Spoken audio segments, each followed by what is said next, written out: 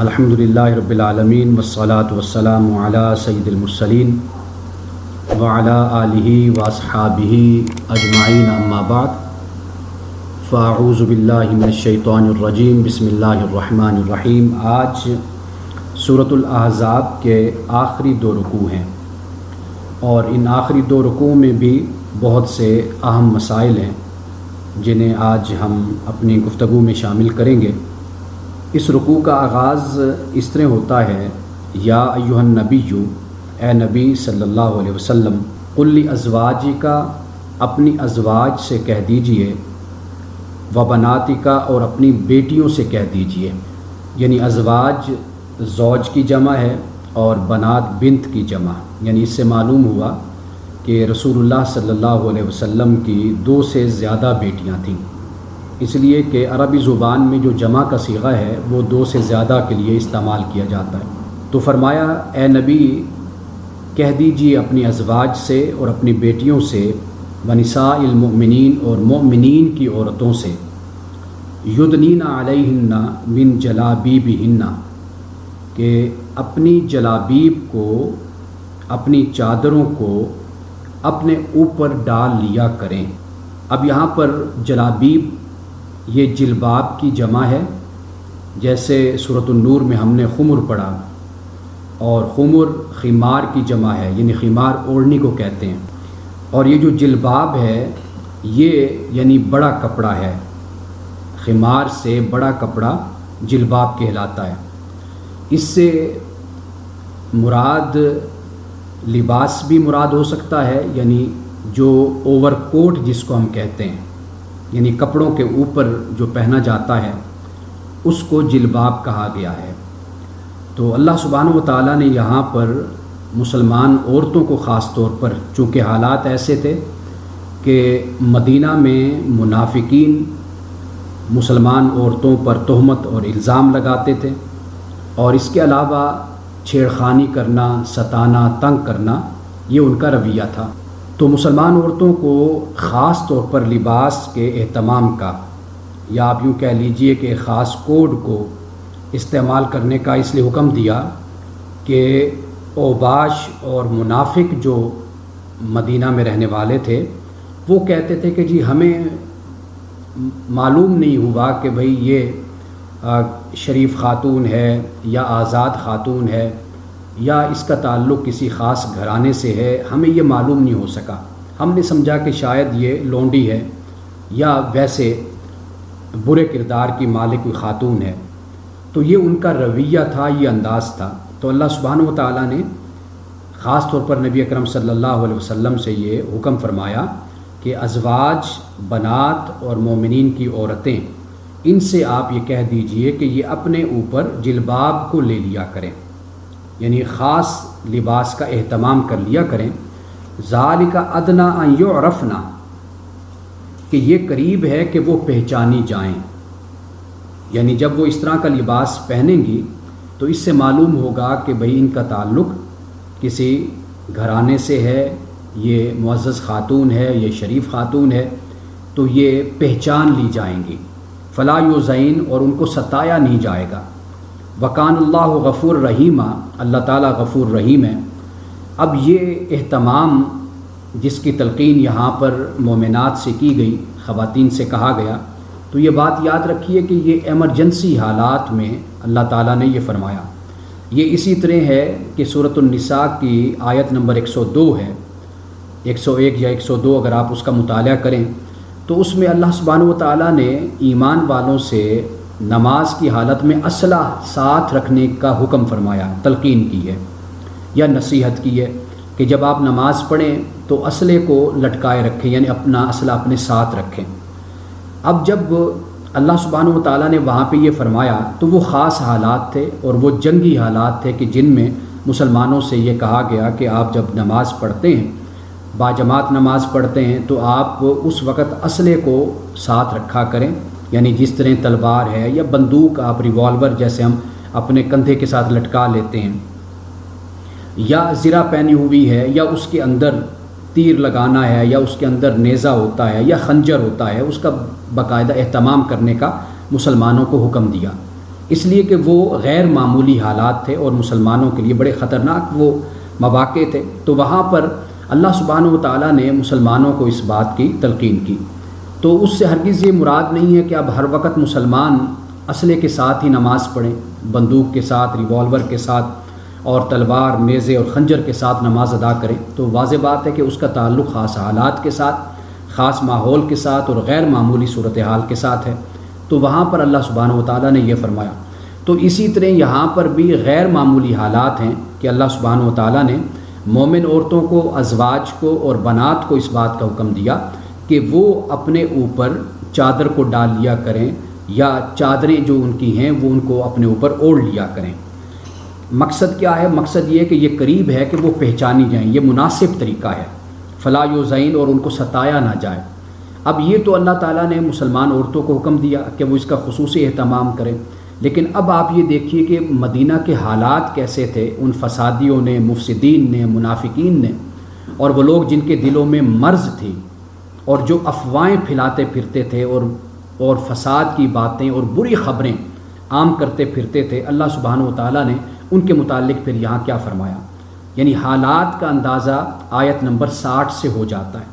فرمایا لَئِن لَّمْ يَنْتَهِ الْمُنَافِقُونَ، کہ اگر یہ منافق باز نہ آئے، وَالَّذِينَ فِي قُلُوبِهِم مَّرَضٌ، اور وہ لوگ کہ جن کے دلوں میں مرض ہے، یعنی منافقین بھی، اور ان منافقین سے 2 قدم آگے لوگ کہ جو معاشرے میں شرانگیزی کرتے ہیں، فساد پھیلاتے ہیں، شرفاء کو چھیڑتے ہیں، ستاتے ہیں، تنگ کرتے ہیں، وَالْمُرْجِفُونَ فِي الْأَرْضِ، اور مدینے میں پھر افواہیں پھیلانے والے ہیں۔ یہ جو مرجف ہے یہ اسم فاعل ہے،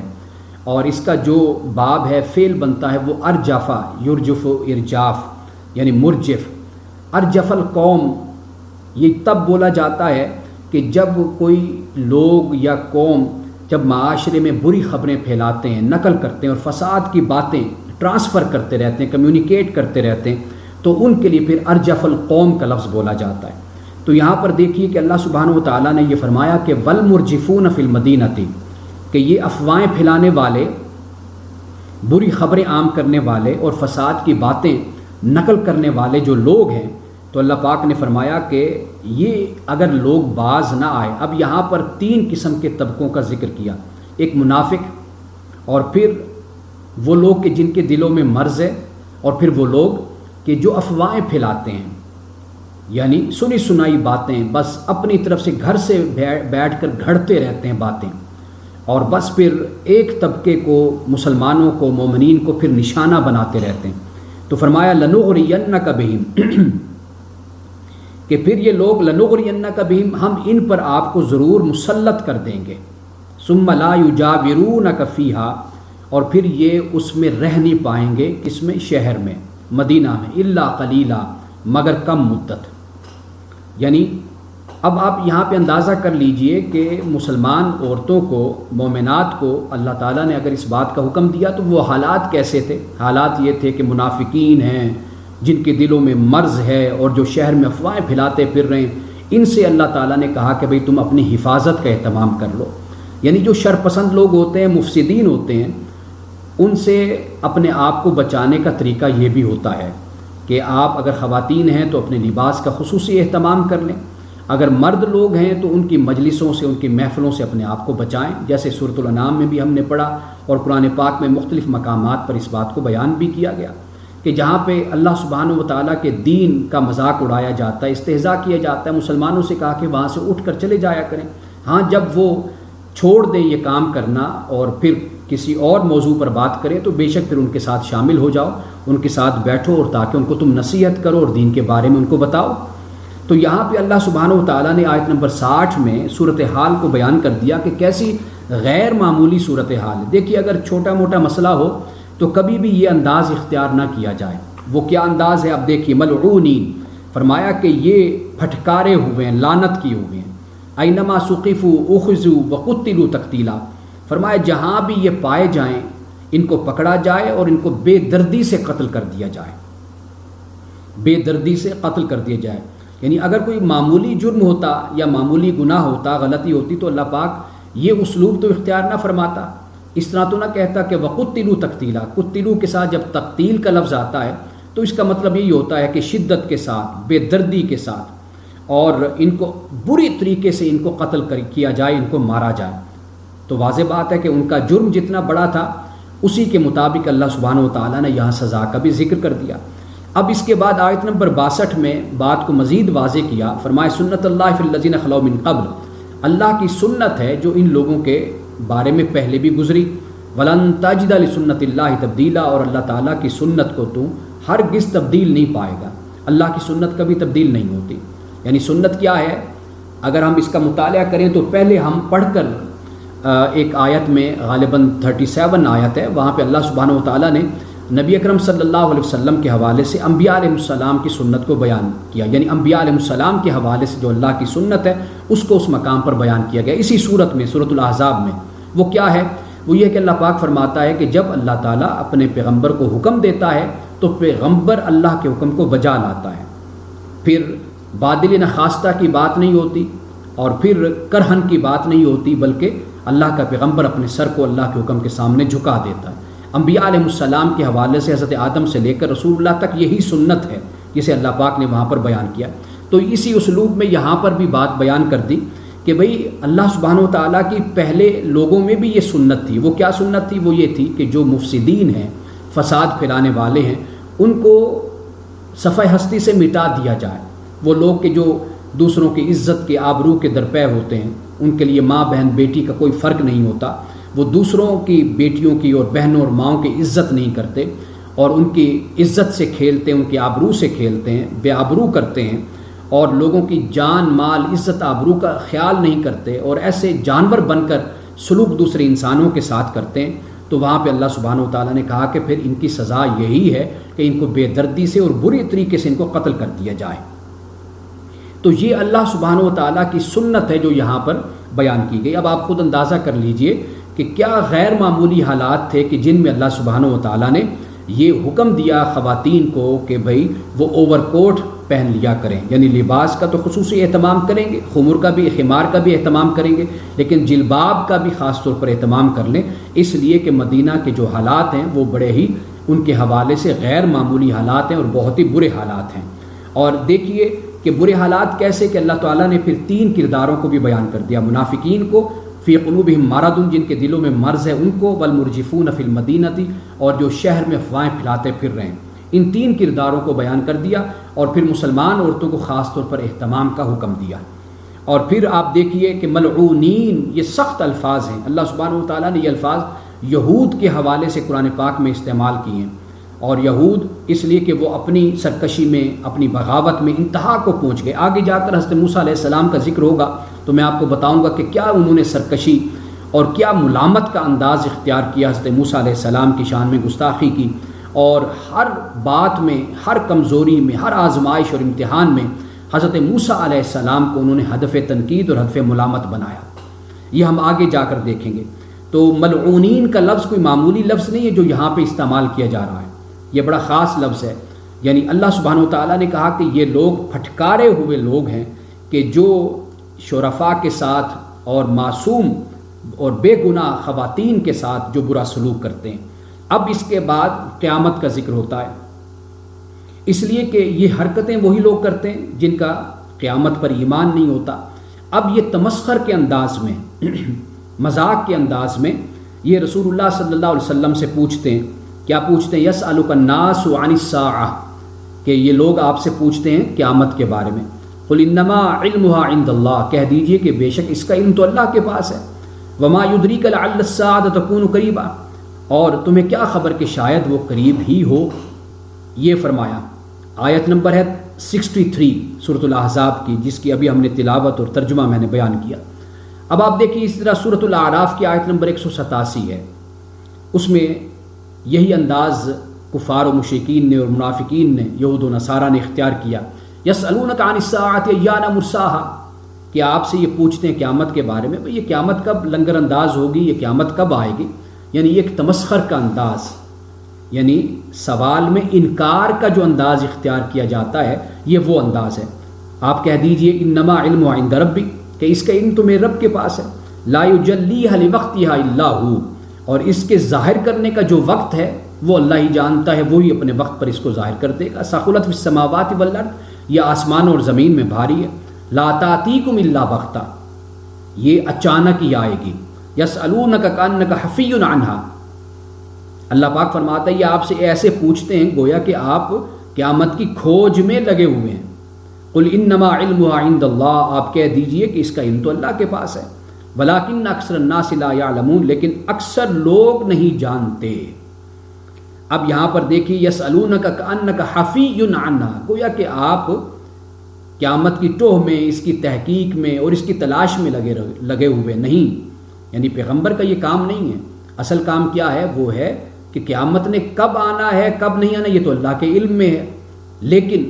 پیغمبر کی تعلیم یہ ہے کہ وہ نذیر ہے، اللہ تعالیٰ نے اس کو نذیر بنا کر بھیجا ہے کہ وہ آپ لوگوں کو خبردار کرے، یہ کہے کہ بھئی آپ قیامت کب آنی ہے یہ سوال کرنے کے بجائے قیامت کی تیاری کرو، میں اس کام کے لیے تمہارے پاس آیا ہوں تاکہ میں تمہیں بتاؤں کہ تم قیامت وہ دن کے جو بہت بڑا دن ہے، عظیم دن ہے اور ہیبت ناک دن ہے، اس کے لیے تم اپنے آپ کو تیار کرو۔ اب دیکھیے کہ قیامت کے دن کیا صورتحال ہے، یہ سورۃ الفرقان میں اس بات کو بیان کیا گیا۔ یہ وہ لوگ کہ جو قیامت کے بارے میں استہزاء کے، تمسخر کے انداز میں، استنکار کے انداز میں سوال کرتے ہیں، ان سے اللہ تعالیٰ نے یہاں پھر سورۃ الفرقان میں قیامت کے دن ان کی حالت کیا ہوگی اس کو بیان کیا۔ فرمایا وَيَوْمَ يَعُضُّ الظَّالِمُ عَلَى يَدَيْهِ، قیامت کے دن یہ لوگ اپنے دونوں ہاتھوں کو کاٹیں گے۔ یقول یا لیتنی اتخذت مع الرسول سبیلا، اور یہ کہے گا کہ کاش کہ میں نے قیامت کے دن یہ کہے گا کہ کاش میں نے دنیا میں رسول کے راستے کو اختیار کیا ہوتا۔ یا ویلتا لیتنی لم اتخذ فلانا خلیلا، اور کاش میرا برا ہو کہ میں نے یہ کیا کیا کہ میں نے فلاں شخص کو دوست بنا لیا، کہ کاش میں نے فلاں کو دوست نہ بنایا ہوتا۔ لقد اضلنی عن الذکر بعد اذ جاءنی، اور میرا یہ وہ دوست ہے کہ جس نے ذکر کے آنے کے بعد مجھے اللہ سے غافل کر دیا، ذکر سے غافل کر دیا۔ اور پھر اس کے بعد لقد اضلنی عن الذکر بعد اذ جاءنی وکان الشیطان للانسان خذولا، اور جو شیطان ہے یہ تو انسان کا ویسے بھی دھوکہ دینے والا ہے اور یہ دشمن ہے انسان کا۔ اور پھر قیامت کے دن رسول اللہ صلی اللہ علیہ وسلم اللہ کی بارگاہ میں کیا کہیں گے؟ وقال الرسول یا رب ان قوم اتخذوا هذا القرآن مہجورا، کہ رسول صلی اللہ علیہ وسلم قیامت کے دن کہیں گے اے میرے رب بے شک میری قوم نے اس قرآن کو جو اللہ کا کلام ہے، کتاب اللہ ہے، اس کو چھوڑ دیا تھا، اس کو پس پشت ڈال دیا تھا۔ یہ قیامت کے دن صورتحال ہوگی، سورۃ الفرقان میں اس کو بیان کیا گیا۔ اب دنیا میں تو یہ سوالات کرتے ہیں، رسول اللہ صلی اللہ علیہ وسلم سے پوچھتے ہیں کہ قیامت کب آئے گی، حالانکہ سوال قیامت کے بارے میں نہیں کرنا چاہیے، بلکہ انسان کو پوچھنا چاہیے کہ میں اپنے آپ کو ایک اچھا انسان، مومن، مسلمان اپنے آپ کو میں کیسے بنا سکتا ہوں۔ تو یہ بلکہ ایک مقام پر تو یہ بھی بیان کر دیا گیا کہ آپ تو صرف اور صرف نذیر ہیں، یعنی ڈرانے والے ہیں، آپ سے یہ قیامت کے بارے میں پوچھتے ہیں، جبکہ آپ بھلا اس کا کیا قیامت کے بارے میں ان کو بتائیں گے؟ آپ کو تو اللہ تعالیٰ نے نذیر اور بشیر بنا کر بھیجا ہے۔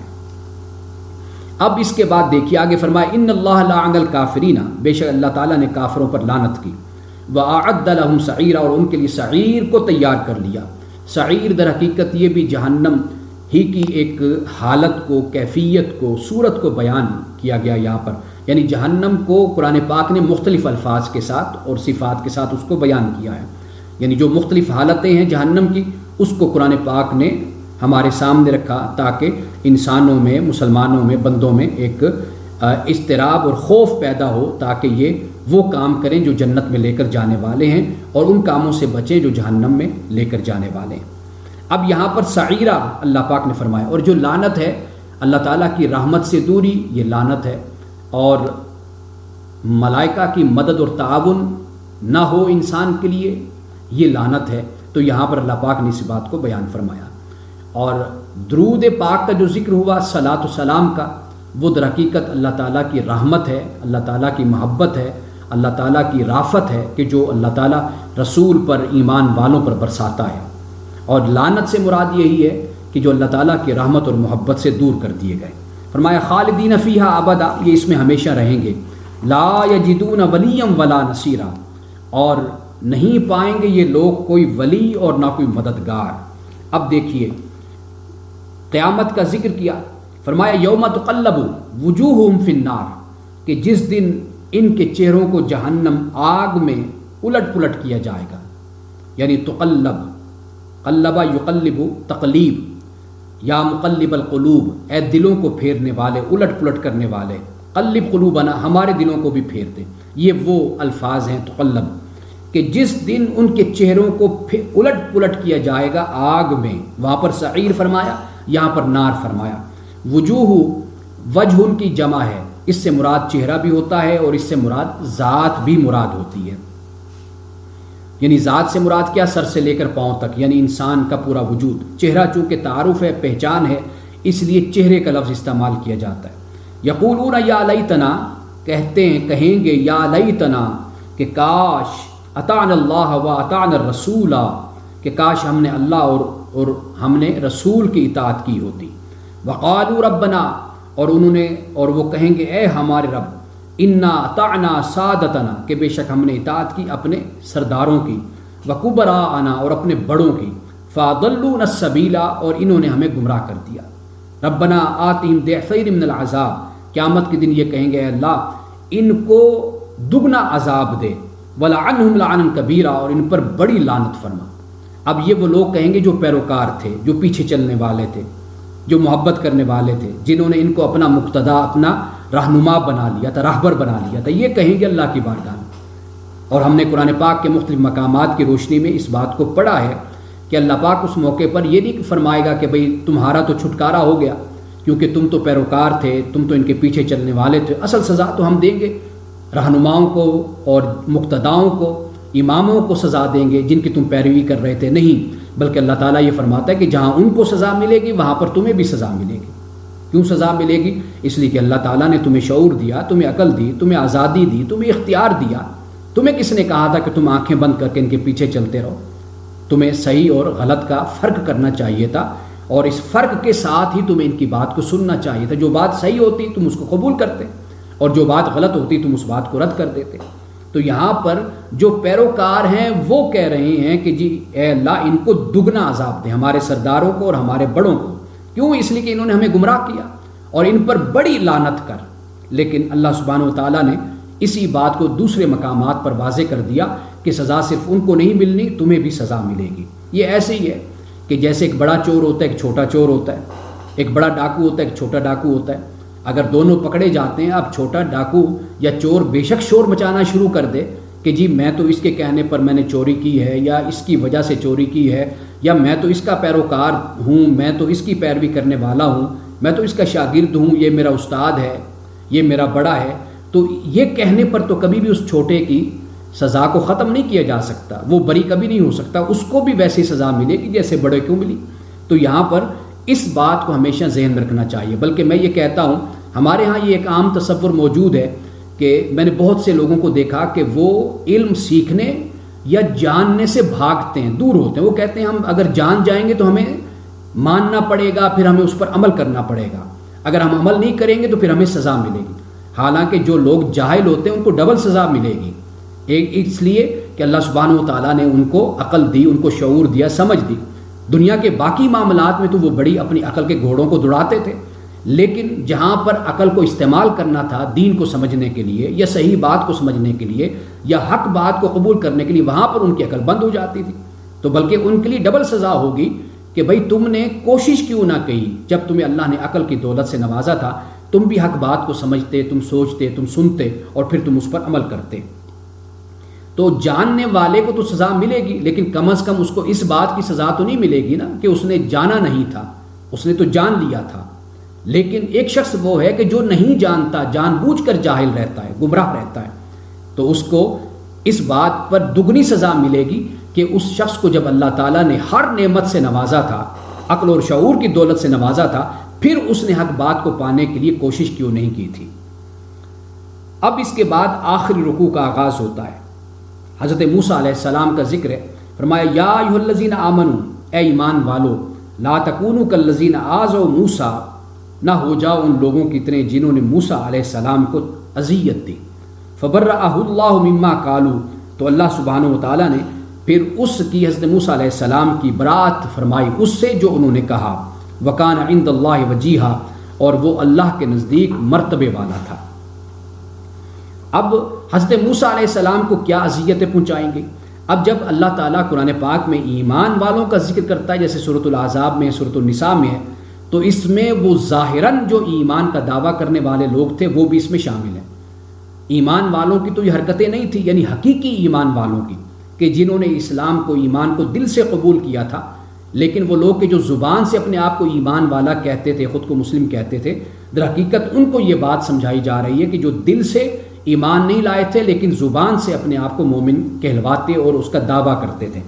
تو ان سے خاص طور پر جیسے سورۃ النساء میں بھی خطاب کیا گیا، یہاں پر بھی ان سے بھی یہ اشارتاً استعارتاً ان کو بھی خطاب کیا گیا۔ یعنی جیسے ہم کہتے ہیں نا کہ کہنا بیٹی کو سنانا بہو کو، یہ وہ اسلوب ہوتا ہے کہ جس میں در حقیقت دوسرا شخص مخاطب ہوتا ہے، اس کو کہا جاتا ہے کہ تو اپنے آپ کو ایمان والا تو کہتا ہے، لیکن ذرا اپنے دل کو ٹٹول، اپنے باطن کو دیکھ، کیا واقعی تو سچے ایمان کے ساتھ وابستہ بھی ہوا یا نہیں ہوا، تو ایمان بھی لایا یا نہیں لایا۔ تو یہاں پر اس لیے ایمان والوں سے کہا کہ اے ایمان والوں، نہ ہو جاؤ ان لوگوں کی طرح کہ جنہوں نے حضرت موسیٰ علیہ السلام کو اذیت دی۔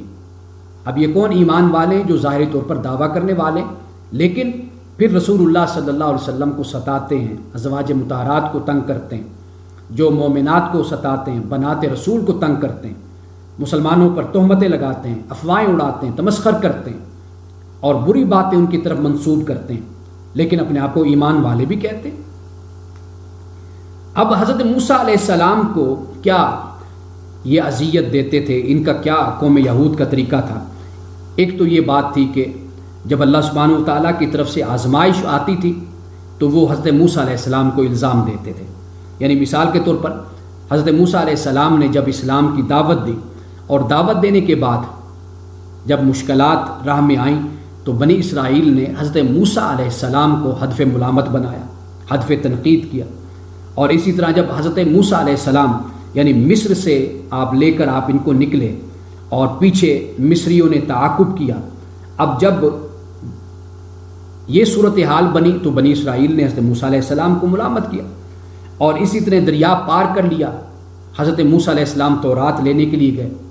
اب جب تورات لینے کے لیے آپ گئے اللہ کی بارگاہ میں، پیچھے اپنی قوم کو چھوڑ کر گئے، پھر انہوں نے یہ کہنا شروع کر دیا کہ موسیٰ نے ہمیں کس حالات میں چھوڑ دیا، ہمیں اسی طرح بے یار و مددگار چھوڑ کر اب موسیٰ کہاں چلے گئے ہیں۔ اور جب بیابان میں تھے، ویرانے میں تھے، کھانے پینے کی تکلیف ہوئی تو کہا کہ بھئی مصر میں ہم اچھے نہیں تھے کہ وہاں پر ہم رہتے تھے، اور وہاں پر قبریں جو ان سی ہیں، اگر یہاں پر ہماری قبریں بننی ہیں تو قبریں وہاں پر بھی بن سکتی تھی، مصر میں ہی ہم مر جاتے، وہاں پر رہتے۔ اور اسی طرح حضرت موسیٰ علیہ السلام کو کہا کہ بھئی ہم تو یہ من و سلوہ کھا کھا کر اب تنگ آ گئے، اب ہمارے لیے مصر میں جو کچھ ہمیں ملا کرتا تھا ہمیں وہ سب کچھ یہاں پر دلواؤ، یعنی جیسے لہسن ہے، ککڑی ہے، پیاز ہے اور کھیرا وغیرہ، یہ سب کچھ مصر میں جو انہیں ملتا تھا کھانے کے لیے وہ سب کچھ یاد کرنے لگے۔ اب یہ جتنے آزمائش اور امتحان تھا، حضرت موسیٰ علیہ السلام پر وہ تنقید کرتے، ہر بات کا شکوہ لے کر، شکایت لے کر حضرت موسیٰ علیہ السلام کے پاس آ جاتے تھے، بات بات پر ان کا طریقہ یہی تھا کہ حضرت موسیٰ علیہ السلام پر تنقید کرتے، آپ کو ہدف ملامت بناتے تھے۔ یعنی آپ کوئی مشکل آتی، کوئی امتحان آتا، کوئی آزمائش آتی، کوئی پرابلم آ جاتی، حضرت موسیٰ علیہ السلام کو ہمیشہ یعنی نعوذ باللہ من ذالک، جیسے ہم کہتے ہیں نا کہ انسلٹ کرتے، ہیوملیٹ کرتے رہتے، بے عزت کرتے رہتے حضرت موسیٰ علیہ السلام کو۔ تو اللہ پاک نے یہاں پر اس بات کو بیان کیا اور فرمایا وَكَانَ عِندَ اللَّهِ وَجِيهًا، اور حضرت موسیٰ علیہ السلام اللہ کے نزدیک وجیح تھے۔ یعنی وجیح سے مراد ہے کہ جسے ہم کہتے ہیں قابل احترام ہیں اور ممتاز، جیسے ہم کہتے ہیں مرتبے والے کہتے ہیں، نیک نام کہتے ہیں، حضرت موسیٰ علیہ السلام کا اللہ کے نزدیک یہ مقام اور مرتبہ ہے۔ اب اس کے بعد فرمایا یا ایھا الذین آمنوا اتقوا اللہ، اے ایمان والو اللہ کا تقوی اختیار کرو، وقولوا قولا سدیدا، اور پھر بات کو درست کیا کرو، یعنی ٹھیک بات کیا کرو، جیسے بات ہو ویسے کیا کرو، یصلح لکم اعمالکم، اور اپنے لیے اپنے اعمال کی اصلاح کرو، یعنی اپنے اعمال کی اصلاح کرو، ویغفر لکم ذنوبکم، اللہ تعالیٰ تمہارے گناہوں کو معاف کر دے گا۔ اب دیکھیے یہاں پر یہ فرمایا وقولوا قولا سدیدا، کہ ٹھیک بات کیا کرو۔ اللہ سبحانہ و تعالیٰ نے قرآن پاک میں جب حابیل اور قابیل جو روایت کے مطابق حضرت آدم علیہ السلام کے 2 بیٹے، جب ان کے واقعے کو بیان کرنے کا اللہ پاک نے سورۃ المائدہ کی آیت نمبر 27 ہے، اس میں جب فرمایا تو فرمایا وَاتْلُ عَلَيْهِمْ نَبَأَ ابْنَيْ آدَمَ بِالْحَقِّ، کہ ان لوگوں کو حضرت آدم علیہ السلام کے 2 بیٹوں کی جو خبر ہے، کہانی ہے، اسے آپ سنائیے، اس کی تلاوت کیجیے، بالحق، حق کے ساتھ، یعنی ٹھیک ٹھیک پوری بات بیان کیجیے۔ اس لیے کہ جب کوئی خبر دی جاتی ہے نا، اور اس خبر میں اکثر ایسا ہوتا ہے کہ جو بیان کرنے والا ہے وہ مرچ مسالہ اس میں شامل کرتا ہے، اضافی باتیں اس میں ڈالے گا تاکہ جو سامع ہے، سننے والا ہے، اس کی توجہ کو حاصل کر سکے اور اس کی اٹریکشن لے سکے، اور اس طریقے سے بیان کرے افسانے کے انداز میں، جسے ہم فکشن کہتے ہیں، اس انداز میں بات کو بیان کرنے سے کیا ہوتا ہے، لوگ بڑی توجہ سے سنتے ہیں، ایک تجسس پیدا ہوتا ہے، کریوسٹی ہوتی ہے۔ تو قرآن پاک نے رسول اللہ صلی اللہ علیہ وسلم سے فرمایا کہ آدم کے 2 بیٹوں کا واقعہ بیان کیجئے، ان کو بتائیے، لیکن بالحق، حق کے ساتھ، یعنی پورا پورا صحیح درست، اس میں کوئی اضافہ، کوئی کمی آپ کی طرف سے نہیں ہوگی، پورا پورا اس واقعے کو بیان کر دیجئے۔ یعنی اس سے یہ بات سمجھ آتی ہے کہ جب ہم بھی کسی بات کو بیان کریں تو ہمیں چاہیے کہ ہم مرچ مسالے سے گریز کریں، اپنی طرف سے کسی قسم کا اضافہ نہ کریں اس بات میں، جتنی وہ بات ہو وہ اتنی بیان کر دیں۔ لیکن پھر کہا جاتا ہے کہ جی مزہ نہیں آیا، لوگوں کی طرف سے یہ بات ہوتی ہے، یعنی آپ درس دیتے ہیں یا کوئی خطاب ہوتا ہے یا کسی موضوع پر آپ بات کرتے ہیں، اگر آپ سنجیدہ طریقے سے بات کرتے ہیں اور ٹو دا پوائنٹ بات کرتے ہیں، لوگوں کی تسلی نہیں ہوتی، سیٹسفیکشن نہیں ہوتی۔ یعنی اگر کسی جگہ پر کوئی تقریر ہوتی ہے، کوئی واعظ ہوتا ہے، اور اگر وہ آپ کسی سننے والے سے باہر جب وہ آئیں، ان سے پوچھیں، وہ کہیں گے جی سمجھ تو بالکل نہیں آئی لیکن مزہ بڑا آیا، حالانکہ اس واعظ کا، نصیحت کا مقصد کیا ہوتا ہے کہ آپ کو سمجھ آنی چاہیے، مزہ بے شک آئے نہ آئے۔ یعنی مزے سے مراد یہ ہے کہ جو ایک لطف ہوتا ہے، تفریح ہوتی ہے، کہ جیسے ایک واعظ اپنی گفتگو میں کبھی لطائف کو شامل کر لیتا ہے، مزاح کو شامل کر لیتا ہے، اور کبھی خوفناک باتوں کو بیان کرتا ہے، ہیبت ناک باتوں کو بیان کرتا ہے، اور جب اس طرح کی باتیں ہوں تو پھر لوگ کہتے ہیں ہاں واقعی آج واعظ سننے کا ہمیں مزہ آیا، لطف آ گیا آج ہمیں، کہ آج ہمیں خطیب نے اچھی طرح ہمیں ڈرایا، یا خطیب نے بہت اچھے طریقے سے ہماری تفریح کرا دی، یعنی ہمیں لطائف سنا دیے،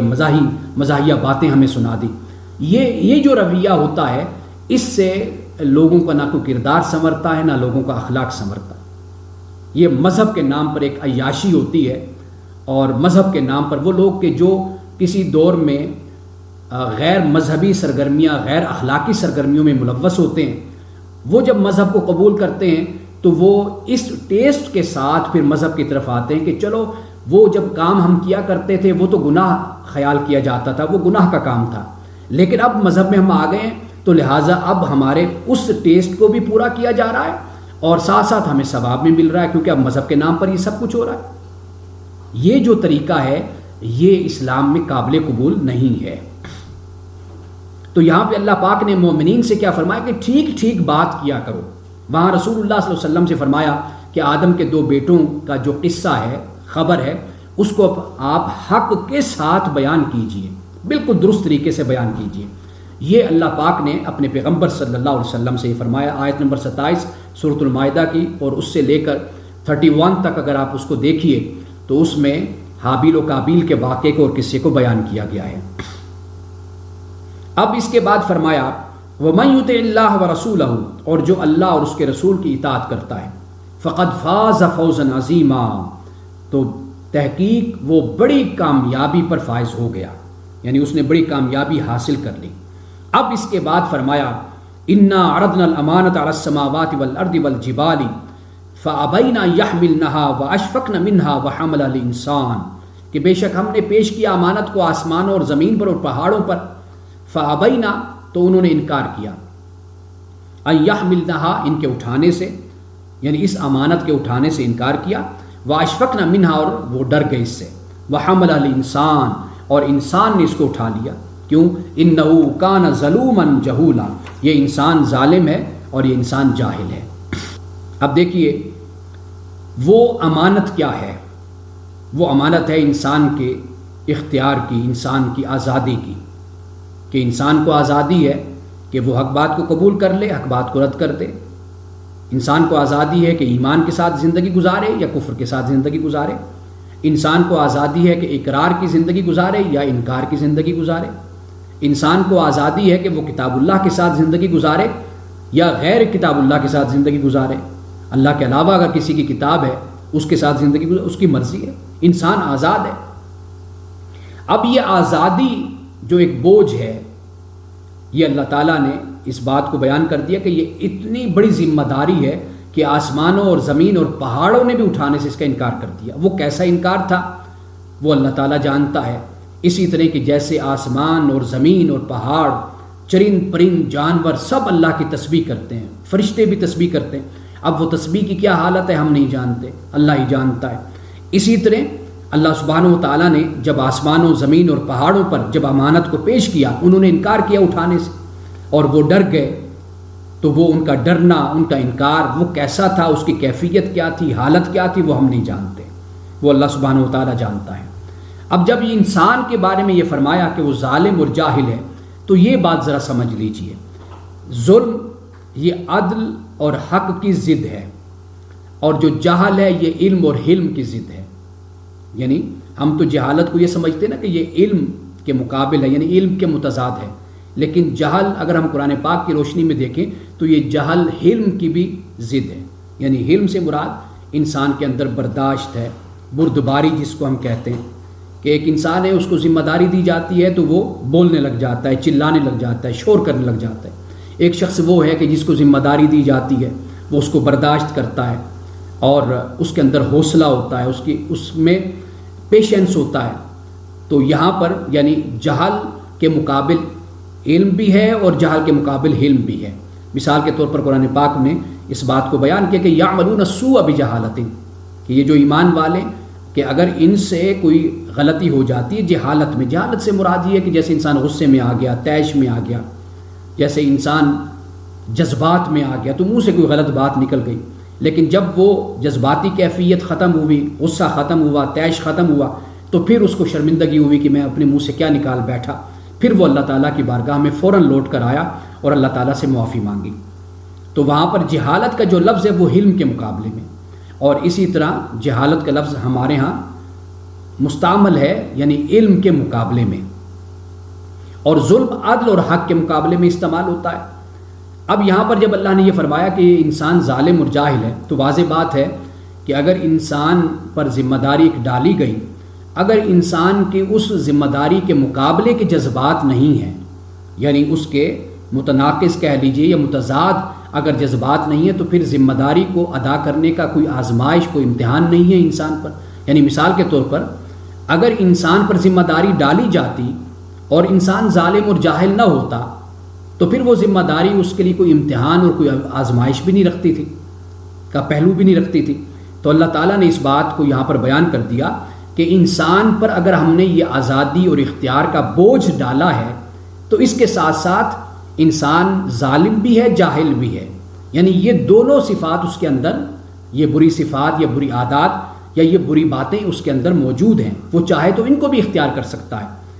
تو یہ اس لیے آزمائش اور امتحان کا جو اجر ہے یہ بڑھ جاتا ہے انسان کے لیے، اور یہ جو اختیار اور آزادی کی آزمائش اور امتحان ہے یہ زیادہ بڑا ہو جاتا ہے، اس کا بوجھ بڑھ جاتا ہے۔ تو یہاں پر اس لیے انسان کے حوالے سے اس بات کو بیان کر دیا۔ یعنی آپ دیکھ لیجئے کہ ایسی کوئی مخلوق ہوتی کہ جس میں مقابل جذبات نہ ہوتے، یعنی وہ ظالم اور جاہل نہ ہوتے، صرف ارادہ اور اختیار ہوتا، تو پھر آزمائش اور امتحان تو نہ ہوتے نا۔ تو آزمائش اور امتحان تبھی پیدا ہوتا ہے کہ جب مقابل کے جو جذبات ہوتے ہیں، احساسات ہوتے ہیں، وہ بھی ساتھ شامل ہوں، تو تب ہی وہ آزمائش اور امتحان بنتے ہیں۔ تو یہ آزادی اور اختیار انسان کے لیے اس لیے آزمائش اور امتحان ہے کہ انسان کے اندر دوسرے جذبات جو مخالف جذبات ہیں وہ بھی انسان کے اندر موجود ہیں۔ اب اس کے بعد فرمایا، اب اس کا نتیجہ کیا ہے؟ فرمایا لیعذب اللہ المنافقین والمنافقات، کہ تاکہ اللہ تعالیٰ عذاب دے منافقین کو اور منافقات کو، والمشرکین والمشرکات، مشرکین کو اور مشرکات کو۔ یہ لازمی نتیجہ ہے، یعنی جب اللہ تعالیٰ نے یہ امانت انسان کو عطا کی ہے، اس کو آزادی دی ہے، اس کو اختیار دیا ہے،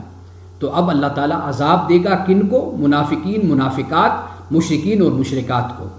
اور وَيَتُوبَ اللَّهُ عَلَى الْمُؤْمِنِينَ وَالْمُؤْمِنَاتِ، اور مومنین اور مومنات پر اللہ تعالیٰ رحمت فرمائے گا، یعنی ان کی توبہ کو اللہ تعالیٰ قبول کرے گا۔ وَكَانَ اللَّهُ غَفُورٌ رَحِيمًا، اور اللہ تعالیٰ غفور رحیم ہے۔ یعنی یہاں پر دونوں طبقوں کو اللہ تعالیٰ نے بیان کر دیا۔ یعنی ایک طبقہ کون سا ہے؟ وہ ہے کہ جو ایمان والا نہیں ہے، ان میں منافقین بھی شامل ہیں، ان میں مشرکین و مشرکات بھی شامل ہیں، اور ان کے مقابل کون سا طبقہ ہے؟ وہ مومنین اور مومنات کا طبقہ ہے۔ یعنی یہاں پہ اللہ سبحانہ و تعالیٰ نے مومنین اور مومنات کے ساتھ اس بات کی گنجائش رکھی ہے، یعنی ان سے گناہ، ان سے غلطی، ان سے خطا ہوتی ہے، لیکن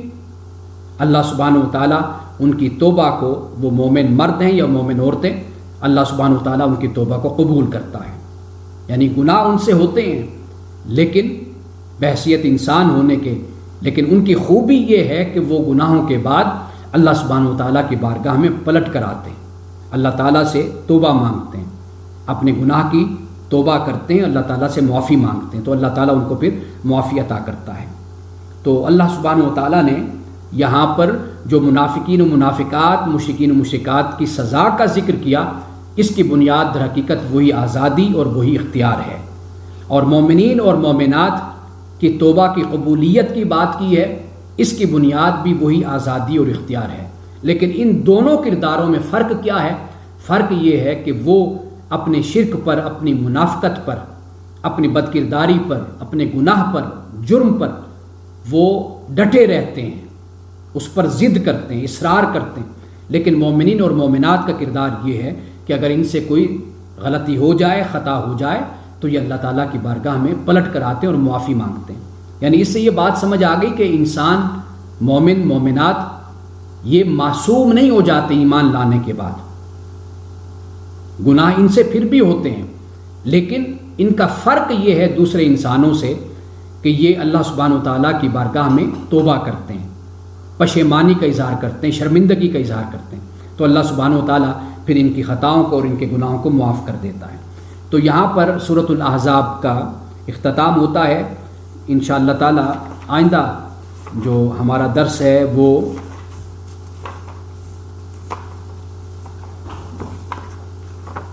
یہ سورۃ السبا ہے، تو انشاءاللہ اس کو ہم آئندہ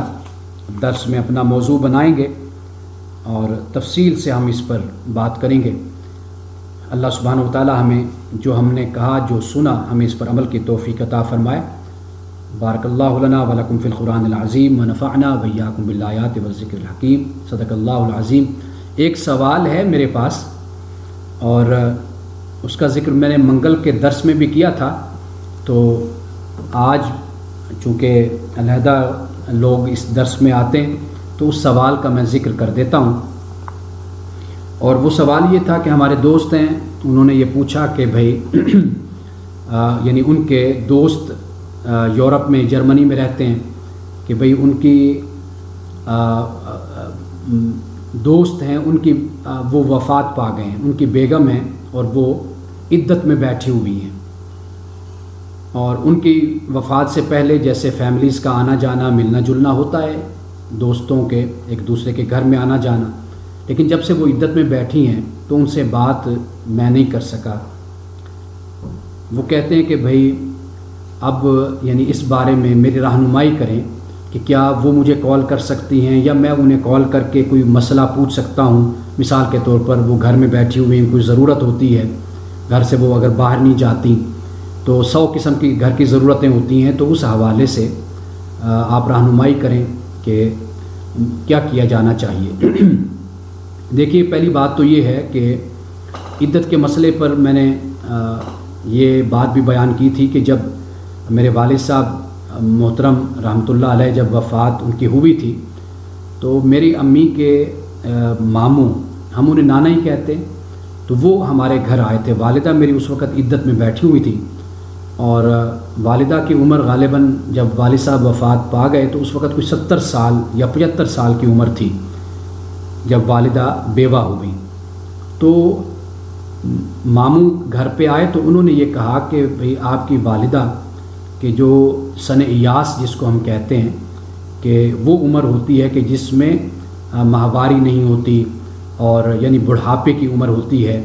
تو کیا اس عمر میں بھی عدت ہونی چاہیے؟ جب کہ قرآن مجید ہم پڑھتے ہیں تو قرآن مجید سے تو ہمیں یہ معلوم ہوتا ہے کہ اللہ تعالیٰ نے استبراء رحم جس کو ہم کہتے ہیں یعنی فقہ کی زبان میں، کہ اس کا مقصد یہ ہوتا ہے کہ عدت اس لیے تاکہ معلوم ہو جائے کہ یہ خاتون کہیں پریگننٹ تو نہیں ہے، یعنی اس بات کا علم ہو جائے، تو اس مقصد کے لیے عدت رکھی گئی ہے۔ لیکن ایک خاتون کہ جو سن یاس کو ہے، اس عمر کو ہے کہ جس میں ماہواری نہیں، کچھ ایسی امید نہیں ہے، تو کیا اس کو پھر بھی عدت میں بیٹھنا چاہیے؟ تو یہ واقعی ایک بڑا مسئلہ ہے، یعنی اس پر میں نے جب درس دیا تھا سورۃ البقرہ میں تو میں نے وہاں پر بڑی تفصیل کے ساتھ اس پر میں نے بات کی تھی کہ مقصد عدت کی استبراء رحم ہے۔ تو اب میں اس سوال کی طرف آتا ہوں، تو گزارش اس حوالے سے یہ ہے کہ خاتون اگر گھر میں ہے، اس کی کوئی ضرورت ہے تو فون بھی کیا جا سکتا ہے، اور وہ خاتون بھی جو بیوہ ہے وہ بھی فون کر کے اپنی ضرورت بتا سکتی ہے، تو اس میں کسی قسم کی کوئی ممانعت اور کسی قسم کی کوئی رکاوٹ نہیں ہے۔ قرآن پاک نے جس چیز سے منع کیا ہے وہ یہ ہے کہ جسے خطبہ قرآن پاک نے لفظ استعمال کیا، جیسے پروپوز کرتے ہیں، یعنی خاتون کہ جو عدت میں بیٹھی ہے یا اس کا شوہر فوت ہو گیا، ابھی کچھ وقت بیتا اور کوئی مرد اٹھ کر اس کو پروپوز کر دیتا ہے، وہ بیچاری پہلے تکلیف میں ہے اور ایک دکھ میں بیٹھی، غم میں بیٹھی ہوئی ہے، تو اس کو وہ پروپوز کرتا ہے، تو اس سے قرآن پاک نے اس سے منع کیا کہ یہ کام نہیں کرنا۔ عرب میں ایسے کرتے تھے، جب خاتون بیوہ ہوئی تو اس کو لوگ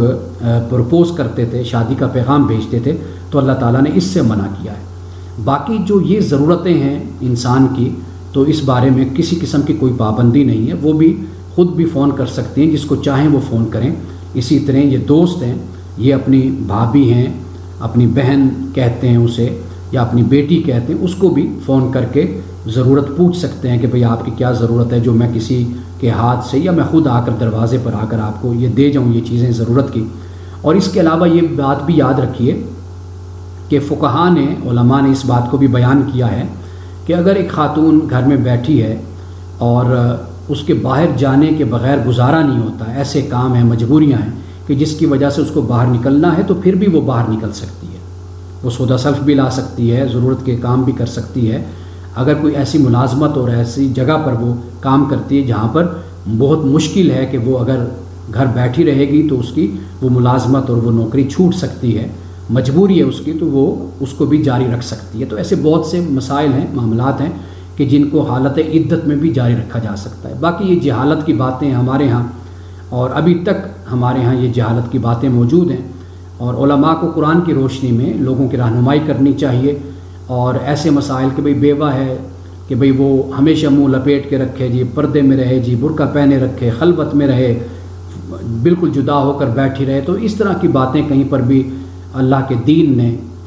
کہیں پر بھی قرآن میں بھی بیان نہیں، نہ کوئی حدیث اور سنت میں ان باتوں کو بیان کیا گیا۔ یہ جہالت کی باتیں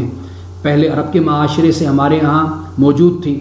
اب پھر ہندوانہ معاشرے سے ہمارے ہاں یہ باتیں آ گئی ہیں، تو اس لیے اس کا کوئی وجود نہیں اور اس کی کوئی حیثیت نہیں ہے۔ اور یہ بات بھی یاد رکھنی چاہیے کہ نعوذ باللہ ہمارے ہاں یہ بھی بعض جگہوں پر یہ سننے کو بات ملتی ہے کہ اگر کوئی فوت ہو جاتا ہے، شوہر خاوند فوت ہو جاتا ہے، تو شوہر کے خاندان والے، ماں ہے جیسے بہن ہے یا کوئی اور ہے، کہتے ہیں یہ منحوس ہے، دیکھو اس سے نکاح ہوا تو ہمارا بیٹا بھائی فوت ہو گیا، تو اس کا تعلق بھی بالکل کوئی حقیقت سے، اس کا کوئی سچائی سے تعلق نہیں ہے۔ اللہ تعالیٰ بالکل ان باتوں کو رد کرتا ہے، ان کی مذمت کرتا ہے۔ زندگی موت مولا اللہ کے ہاتھ میں ہے، جب انسان کا وقت مقرر ہوتا ہے انسان کو موت آتی ہے، اور جب اللہ چاہتا ہے انسان کی روح کو لے جاتا ہے۔ تو ان باتوں کا تعلق بھی نہ کوئی خاتون سے بیوی کے ساتھ ہوتا ہے، نہ ہی مرد کے ساتھ ہوتا ہے، نہ یہ کسی قسم کی کوئی نحوست ہے۔ اس لیے ہم نے قرآن پاک کو بالکل، چونکہ ہم پڑھ رہے ہیں، مطالعہ کر رہے ہیں قرآن پاک کا، سورۃ بنی اسرائیل میں واضح طور پر اللہ تعالیٰ نے کہا کہ یہ جو اعمال ہیں تمہارے، اس کو اللہ تعالیٰ نے یہ اصل میں تمہارے طائر ہیں، یعنی اچھے کام کرتے ہو تو اچھا نتیجہ نکلتا ہے، برے کام کرتے ہو تو اس کا برا نتیجہ نکلتا ہے۔ تو اس لیے کسی کی بیٹی کو اور کسی کی بہن کو اس طرح ملامت نہیں کرنا چاہیے کہ بھئی تم منحوس ہو، تمہاری وجہ سے ہمارا بیٹا یا بھائی ہمارا دنیا سے چلا گیا۔ یہ ایسے واقعات ایک دفعہ نہیں کئی دفعہ بھی ہو سکتے ہیں۔ مثال کے طور پر ایک عورت کی شادی ایک جگہ پر ہوتی ہے، وہاں پر طلاق ہو جاتی ہے، دوسری جگہ پر بھی طلاق ہو جاتی ہے۔ کبھی ایسا بھی ہوتا ہے پہلے شوہر بھی فوت ہو جاتا ہے، دوسرا بھی ہو جاتا ہے۔ تاریخ کو پڑھ کر دیکھ لیجئے، صحابیات جو خواتین تھیں ان کی زندگیوں کو آپ پڑھ کر دیکھ لیجئے کہ دوسرے تیسرے شوہر سے شادی ہوئے، پہلے شوہر یا جنگ میں قتل کر دیے گئے یا فوت ہو گئے۔ ایسے بڑے واقعات ہمیں ملتے ہیں تاریخ انسانیت میں۔ تو اس سے ہرگز یہ مراد نہیں ہوتا کہ وہ خاتون کوئی منحوس ہے، تو اس کا اسلام کی تعلیم سے کوئی تعلق نہیں ہے۔ تو جو مسئلہ تھا وہ میں نے بیان کر دیا کہ خاتون سے رابطہ بھی رکھا جا سکتا ہے، فون بھی کیا جا سکتا ہے، وہ خاتون خود بھی فون کر سکتی ہیں، اور اگر ان کا کوئی بھی آگے پیچھے نہیں ہے وہ خود بھی جا سکتی ہیں، باہر سے سودا صرف بھی لا سکتی ہیں۔ اس پر بھی کسی قسم کی کوئی پابندی نہیں ہے۔ گھر میں رہتی ہیں، لوگوں سے مل بھی سکتی ہیں، بیٹھ بھی سکتی ہیں، بات بھی کر سکتی ہیں، کوئی بھی اس میں حرج نہیں ہے۔ قرآن اس بارے میں کچھ بھی بیان نہیں کرتا، بالکل واضح واضح موٹی تعلیم اور سادہ تعلیم وہ قرآن پاک نے بیان کر دی۔ یہاں پر بھی اسی بات کو آپ اپلائی کیجئے جو میں نے ابھی آپ کو بتائی کہ سورۃ المائدہ کی آیت نمبر 27 میں اللہ پاک نے رسول اللہ سے یہ فرمایا کہ آدم کے 2 بیٹوں کی جو خبر ہے اس کو آپ حق کے ساتھ بیان کیجئے۔ تو جو حق کی بات ہے، جو پوری پوری اور صحیح بات ہے، ہمیں لوگوں کو وہ بات بتانی چاہیے۔ باقی یہ جو اس طرح کی باتیں، توہمات کی باتیں، شکوک و شبہات کی باتیں، یہ ہرگز ان باتوں پر کبھی بھی کان نہیں دھرنی چاہیے۔ السلام علیکم ورحمۃ اللہ وبرکاتہ۔